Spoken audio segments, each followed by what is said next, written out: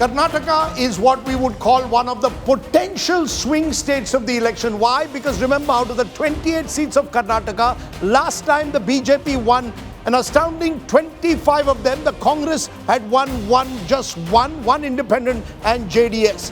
But how is it all changing on the ground this time in the state of Karnataka? There you can see the magnificent Vidhan Saudha.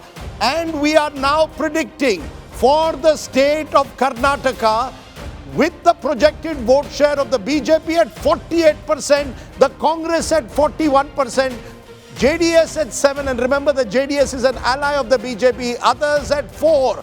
So you've got the BJP, which lost Karnataka just 12 months ago, now rising once again. And this is how it's showing out. Karnataka 20 to 22 out of 28 for the BJP. Very good news for the Lotus Party.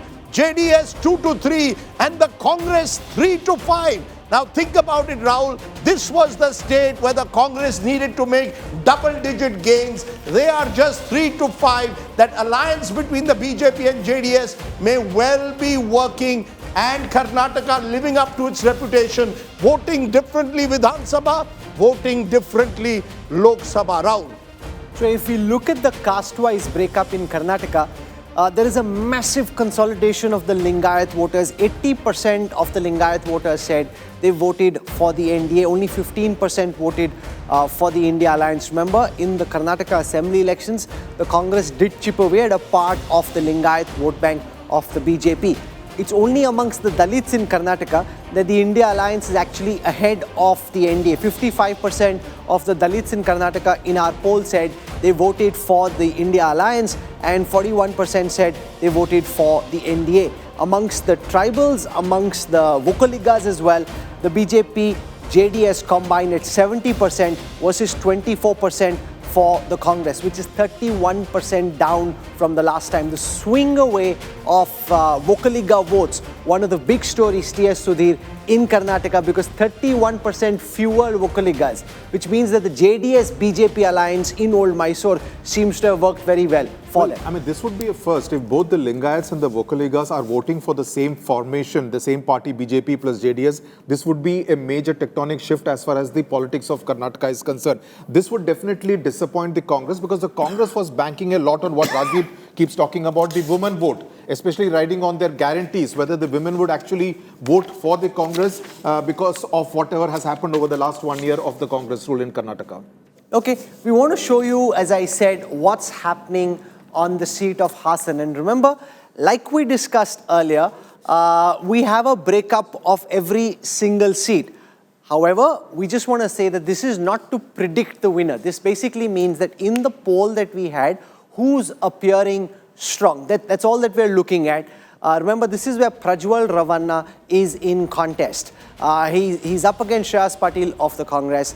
According to the India Today Access My India post-poll study, Prajwal Ravanna, regardless of all the charges of sexual assault against him, he comes out in front. Preeti, this is, you know, the charges came out later. The charges but came out people later. locally knew. But what it basically means is it doesn't matter as much politically, unfortunately. No, but because it happened after. So if this was the, if it had blown up in the face of the JDS at that point of time, maybe it would have impacted then.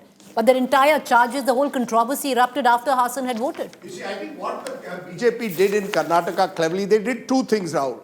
A, they got back Yediyurappa and sons. So therefore, Vijayendra comes back, you get back your Lingayat vote, you get back all your Lingayat leaders who'd left you, the likes of Jagdish Shettar. You say, in a way, B.L. Santosh, who was running your campaign 1 year ago, sorry, Mr. Santosh, we are going back to our local leaders. And you tie up with the JDS. So you get that Vokaliga vote back to you. That, I think, has been the game changer. You see, but it's not back to you. They've knocked the sales out of the Congress's Vokaliga vote. Yes, this is a big blowback to DK Shivkumar, because they would have thought they'd do well. The JDS and the BJP come together. The BJP extends itself to Old Mysore, the one area of Karnataka which wasn't really very amenable to them so far. You see, that's the difference between a Congress-JDS alliance and a BJP-JDS alliance. A BJP-JDS alliance was complementary because the BJP had the Lingayat vote, the JDS had the Vokaliga vote. When the Congress and the JDS had tied up, they were both competing for the Vokaliga vote in a way. Yes, Rahul Verma.